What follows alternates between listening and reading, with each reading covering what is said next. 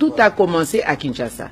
Pour avoir un candidat commun, c'est la recommandation de la population congolaise qui a clairement dit, d'une manière ou d'une autre, à travers les médias, à travers les contacts directs que nous avons.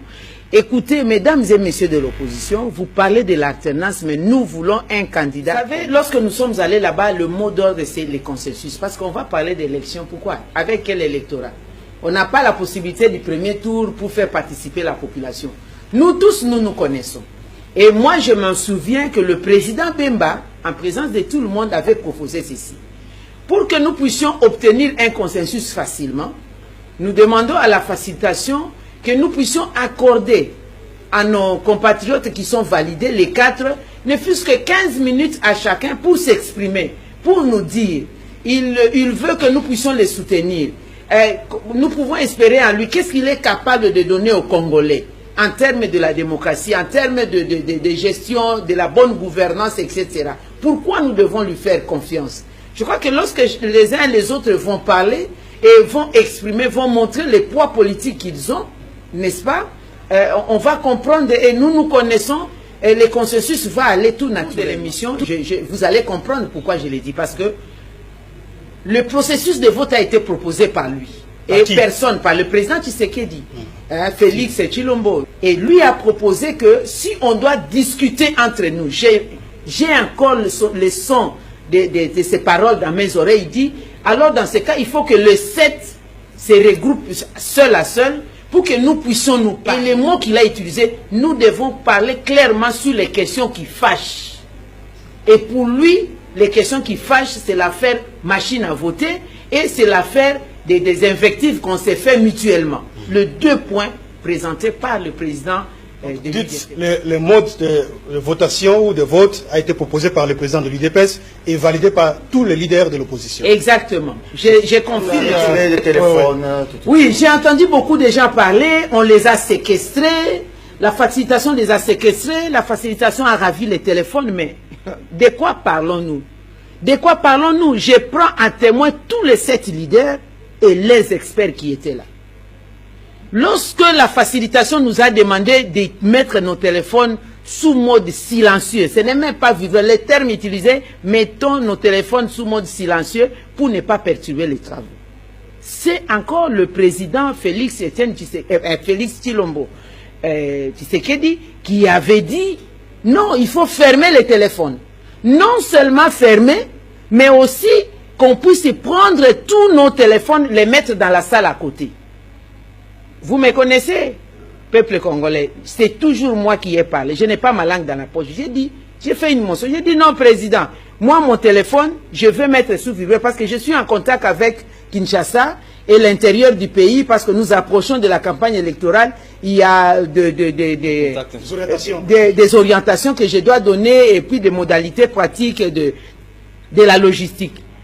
Il m'a dit, en tout cas, je présente des excuses à l'opinion parce que il ne fallait pas que je puisse le dire.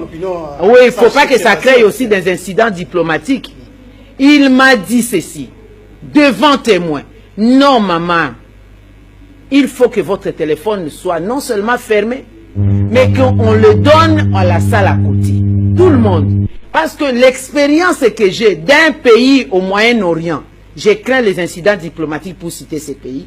J'étais parti moi-même dans ces pays, tant que le téléphone est fermé, bien que le téléphone est fermé, et tant qu'il y a la batterie dans le téléphone, tout ce que vous dites, les services peuvent vous écouter là-bas. J'ai essayé de dire, mais non, est-ce qu'il y a quelqu'un qui va mettre de ce genre d'appareil ici? Il dit, non, maman, tout le monde entier sait que nous sommes ici, et c'est très important, le Congo est dans les projecteurs du monde. Il faut accepter qu'on enlève ces téléphones. Ils sont passés. Il y a une jeune dame qui a amené un panier où on met le pain, le panier avec une serviette. On a récolté les téléphones de tout le monde. Non, c'était sur proposition du président national de l'UDPS, le président Félix Antoine Tshilombo. C'est lui. Et accepté par tout le monde. C'est moi seulement qui avait fait objection. Et quand je dis ça, tout le monde a accepté, y compris les téléphones de M. Anledos. Y compris on a mis dans le panier et c'était dans la chambre à côté. Ça s'est passé comment? Parce qu'on était obligé en fait de dévoiler les votes qui étaient secrets.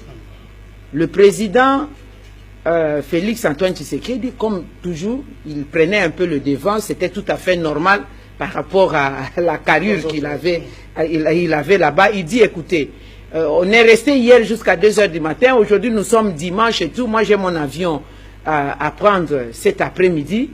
Comme le consensus est difficile à trouver, et passons au vote, mais ça doit se faire à 2 temps.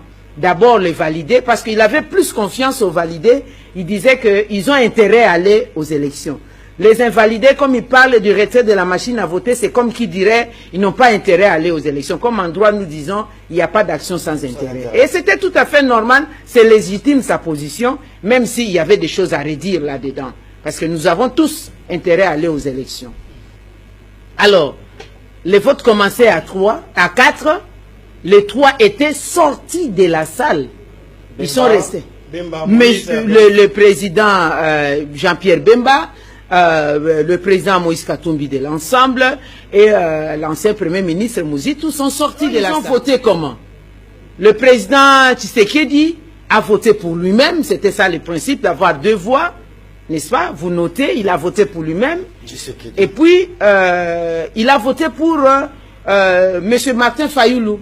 Donc, vous deviez voter pour vous-même et voter pour une autre personne. Si jamais ce n'est pas vous, à qui est-ce que vous pouvez faire confiance?